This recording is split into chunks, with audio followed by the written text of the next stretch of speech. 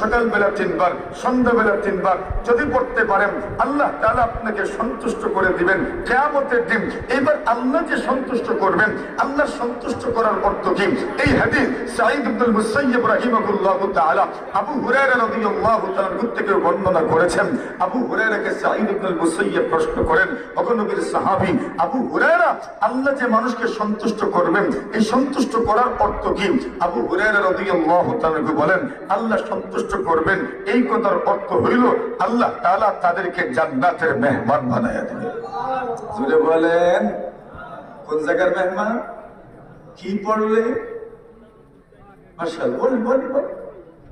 رضيت بالله ربا وبالإسلام دينا وبمحمد صلى الله عليه وسلم رسولا ونبيا। এই কথাগুলো বেশি বেশি পড়ার দরকার। কেন পড়ার দরকার? এর কারণ হইল সময় বড় নাজুক চলছে। এই সময় কত মানুষ আছে নিজের ঈমান ইসলামকে পর্যন্ত বিক্রি করে দিচ্ছে। কথা বলে